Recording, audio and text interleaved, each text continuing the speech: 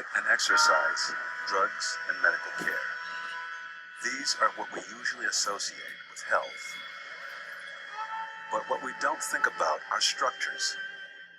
Not just physical structures, but economic, political, and social structures. They may be hard to see, yet they can be powerful determinants of our health.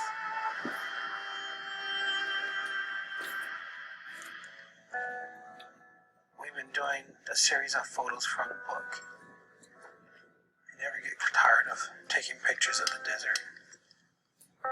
Terrell Dew Johnson is a member of the Tohono O'odham American Indian tribe. Terrell is an artist and an activist on the reservation, south of Phoenix, Arizona. How was Hopi? What'd you guys do? For the last 40 years, the tribe has suffered the highest rate of type 2 diabetes in the world. Half of Tohono O'odham adults have type 2 diabetes. She died. More than 7 times the national average. Rates for children are climbing rapidly. Are you staying with Grandma? Go with them. You can go to the party. You can go swim. We'll see you later. Bye, you guys. For hundreds of years, the O'odham lived self-sufficiently on tepary beans, cholla buds, local game, crops irrigated by rain and groundwater. Their way of life kept them healthy. Today, that has changed. Danny, I was just asking people when I was taking pictures of them how diabetes affects them, if it does affect them, what their thoughts are about that. I think some people, they get kind of depressed. Somebody has stated, well, my mom, my sister has diabetes, so I'll probably get it anyway. So that kind of, that attitude that you're eventually going to get it, you know.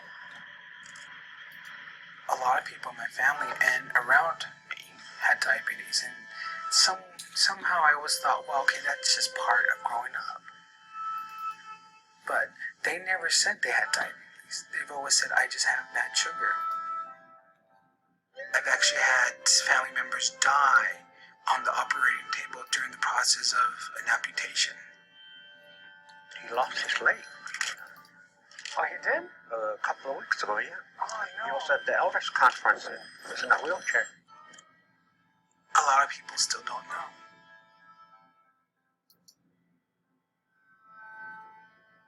Further north is the Gila River Reservation, home to the Pima.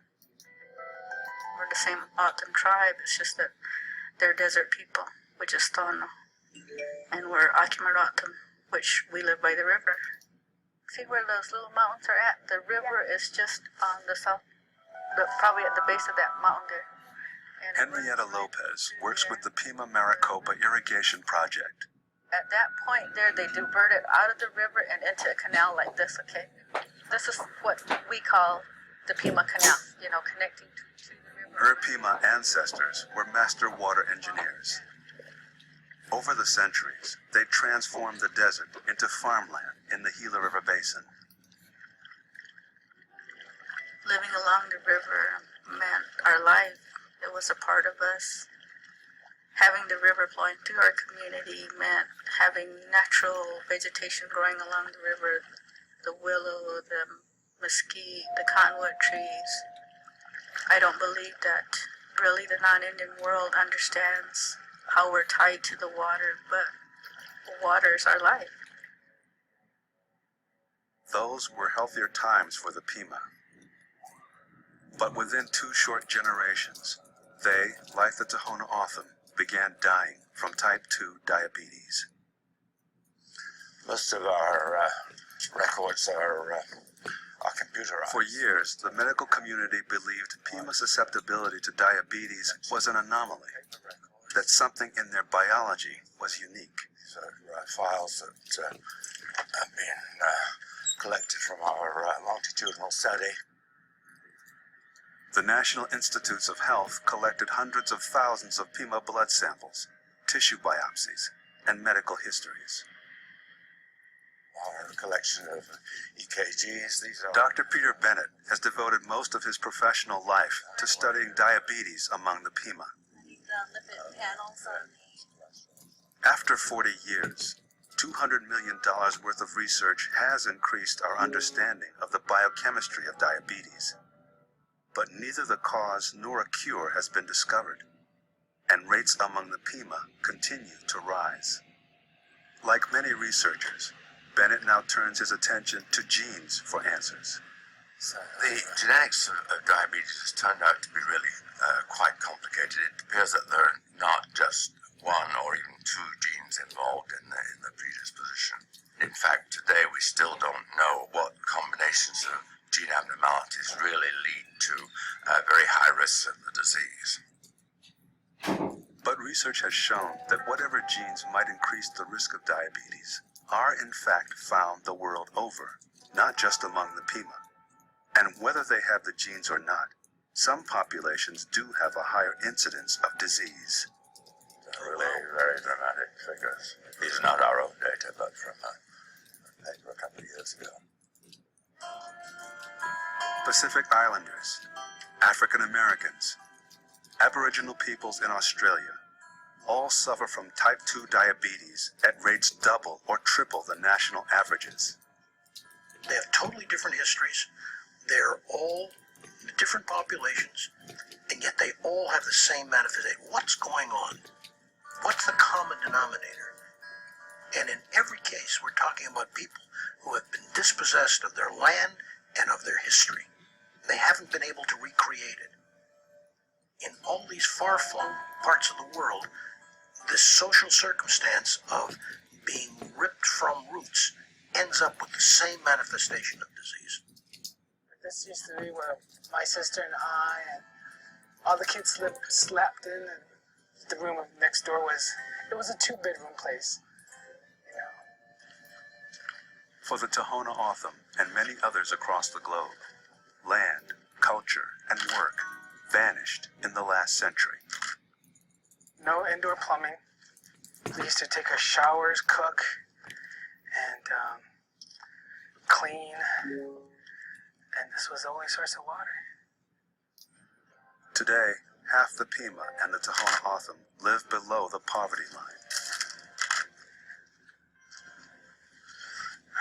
This condition is the real risk factor for diabetes, for Dr. Donald Warren. Well, I went into a modern medical training kind of naively, thinking that I was going to make an impact on Indian health as a primary care physician. Warren has treated Native American tribes in Arizona for years. He's also a health policy consultant from a family of Lakota traditional healers. And in truth, you can have an impact on individuals' lives and their health care, and that's very significant and meaningful. But the health problems occur long before people get to the clinic or to the hospital. When Dr. Warren's patients have type 2 diabetes, their bodies make the insulin needed to convert glucose or blood sugar into energy. But the insulin isn't used efficiently. Glucose then builds up in their bloodstream and can choke off small blood vessels, leading to blindness, kidney failure, amputation. Diets high in sugar, fat, and carbohydrates can elevate glucose levels, but something else increases those levels as well. There is a direct biochemical connection between living in poverty and the stress that people are under and blood sugar control. When we look at measures of stress, we look at different types of hormones like cortisol or epinephrine, which is adrenaline. All of those chemicals increase blood sugar. And when stress hormones remain high, they continue to trigger the production of glucose. Glucose builds up in the bloodstream, leading to diabetes. Diabetes in America has reached epidemic proportions.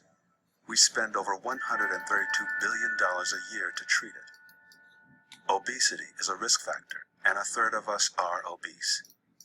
But the other critical risk factor is low income. Americans in the lowest income brackets are at least twice as likely as those in the highest to become diabetic.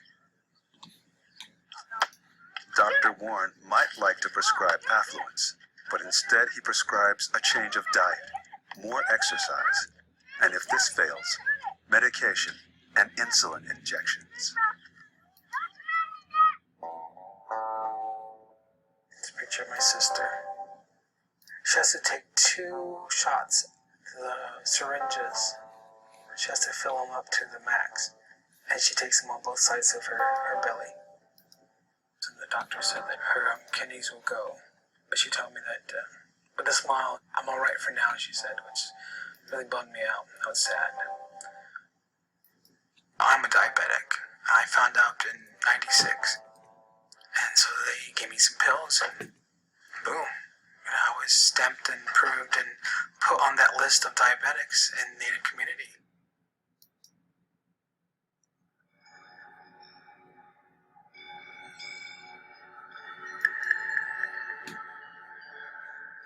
The genocide of Native American peoples may be a familiar story, but its unfolding varied from tribe to tribe and place to place. To understand its continuing impact on the health of the Pima today, we need not look far beyond one series of events.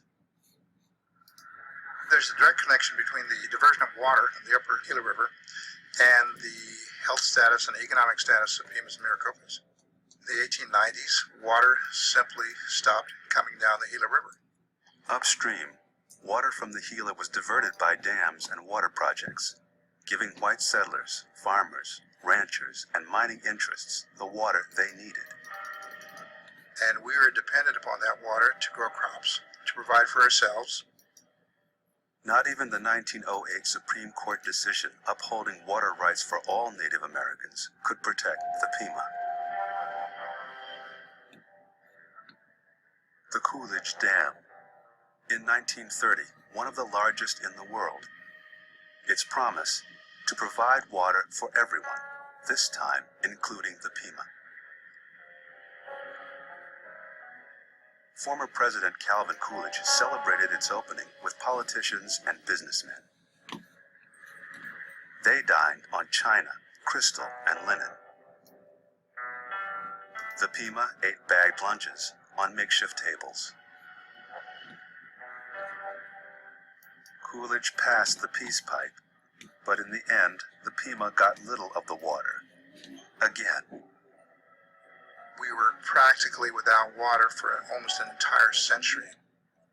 We were among the poorest people in the United States of America, as are Indians who live in other reservations and still are in that situation. Unable to grow crops, unable to get out and work in the fields, unable to develop economically because of the lack of water for almost 100 years was just, that's an absolute shame as far as this country is concerned, as far as the state of Arizona is concerned.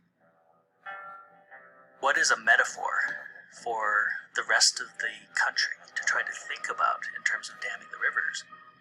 It would be like saying to this entire country, okay, survive now without money. And how would you do that? How would you change your entire economy? How would you change your entire culture? How would you change your entire lifestyle? And would you be successful? Would people die? And the Pima did die, but they died from starvation, not from diabetes. A survey conducted in 1902 found only one case of diabetes among the Pima. But within 30 years of building the Coolidge Dam, there were more than 500.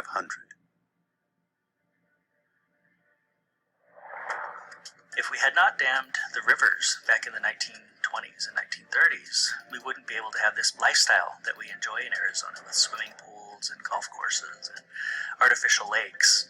And with this lifestyle, we're really living outside the laws of nature. And what people, I think, generally speaking, don't realize is that all of the prosperity of Phoenix and the prosperity of this entire state was built on the backs of the health of the local tribes. Pimas lived a very, very difficult life at the bottom of the economic scale. We had almost no recourse except to become dependent upon governmental benefits. Shortly after the dams were built, the U.S. military began distributing free commodity foods to Native Americans. And it definitely brought us through the hard times. This is the commodities building where they host the commodity food. This is where people used to come get their cheese, their beans, and their grape juice and stuff. There used to be just rows and rows and rows and rows of those. But this surplus food, white flour, cheese, refined sugar, lard, canned foods, is a diabetic's nightmare, as it was for Terrell's neighbor. They asked her how many people in her household, and she said about 5. And the guy said, well, you can get 5 boxes of food. And there was chips and candy and canned food. And I thought, well, that's an idea. It's a nice idea about having food, but it's just the wrong kind of food. And I asked her, I said, so what kind of, like, were there any kind of normal food? She goes, well, there were cans of gravy. It was not until 1996 that fresh produce was offered in the program, and authentic traditional foods are still not included. When we think of traditional American Indian food, for example, fry bread is one of the things that comes to mind. Well, in truth, tribes did not have fried bread historically. The roots of fry bread are in the commodity food program. And fry bread is essentially trying to do the best that you can with your commodities: flour, lard, and vegetable shortening. Over generations, when people grow up with that, it becomes a part of the culture. It becomes acculturated into the community that is part of the norm. There is only one small market on the 581 square mile Gila River Reservation with a small produce section. A regular supermarket is an hour's round-trip drive. If you're in an impoverished community and you don't have healthy choices for food and you don't have safe places to exercise, you're tremendously disempowered when it comes to a disease like diabetes. And that has nothing to do with how much medication is in the pharmacy. It has everything to do with social determinants of health, which include that sense of control, that sense of self-empowerment that is important to all of us, whether we're Native or not Native. It has an impact on self-identity, and it has an impact on one's sense of hope for the future. Some of our people have just given up. People lost their identity when we lost our water. Within our community, we have elders that have gone. I always have that in the back of my mind, that those people will never see the water. When I leave the reservation and I see those same people that live out there and use that water, how they've benefited from our loss. They've benefited so much for so many years. Decisions to benefit some are made every day. They create winners and losers, in wealth and in health. In upscale cities like Scottsdale, Arizona, the diabetes rate is only around 5%. In less affluent towns like Bullhead City, the rate is closer to 11%. And on some poor Native American reservations, it continues to be 50%. This is a disease pattern repeated across the country, across the world, and not just for diabetes. Whether you are poor or wealthy or in between, is a powerful predictor of how healthy your life will be. So Margaret, how long have you been a diabetic? Oh gosh, about 36 years or something like that. Maybe even close to 40. I'm losing my eyesight. That my left eye is worse than my right eye. Really? From diabetes. Margaret Acosta is a respected Tohono O'odham elder and craftsperson. I have. She's one of Terrell's teachers. In the past 3 weeks, I've been a little bit more serious, taking my sugar count as often as I should. It's really, really hard. Managing diabetes is demanding. Taking blood sugar counts 4 times a day, monitoring diet, staying productive and engaged. So Margaret, do you think diabetes will get you at the end? I know. So How does that make you feel? well, I keep telling everybody I'm going to live till I'm 100, and I am going to live till I'm 100. I tell that to diabetes every day. You're not gonna get me yet. Studies confirm that hopefulness helps to manage diabetes. But for the autumn, hopefulness has been in short supply, up to now. I think I got my shot.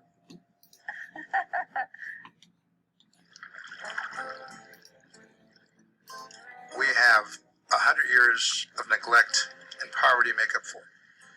We have to put in water delivery system. We have to put in paved roads. We have to put in the hospitals and schools. We're a long ways behind most other segments of American society, both in Arizona and nationally. Regaining water is a high priority. The Pima have been fighting for their water rights for centuries, facing opposition by non-tribal economic interests and skepticism and resistance at high political levels. It was difficult. And there was underlying all this was, I believe, a lot of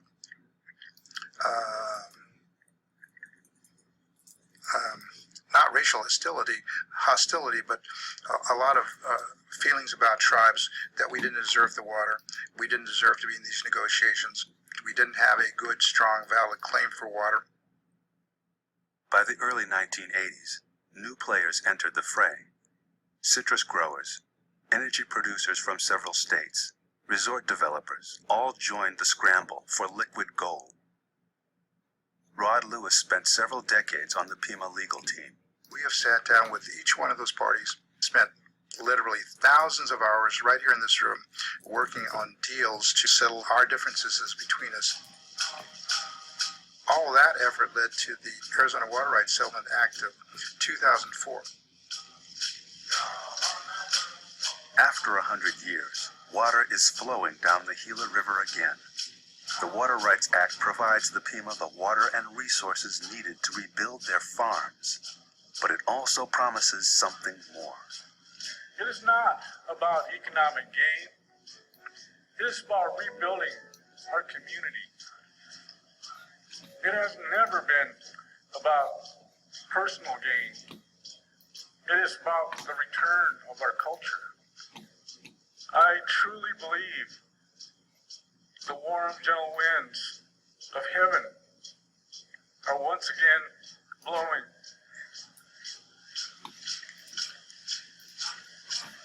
On the Aqualotum and the Peapod. God bless you all. God bless the Gila River.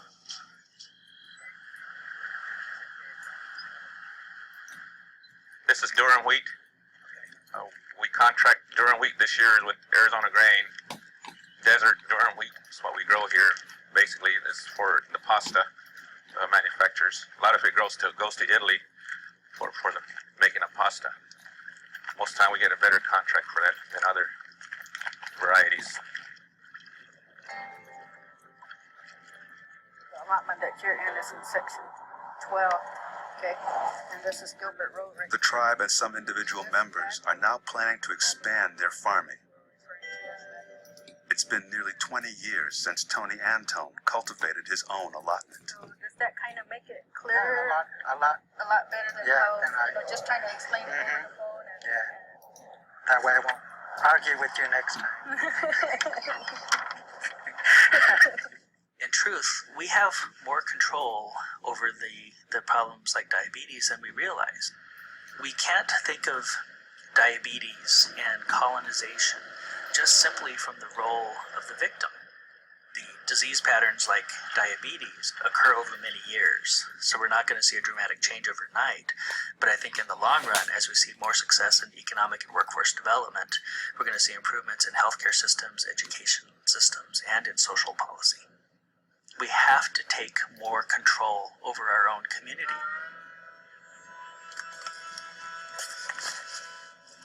Things like diabetes get our attention, but by focusing on diabetes, you miss the underlying phenomena, and that's really the importance.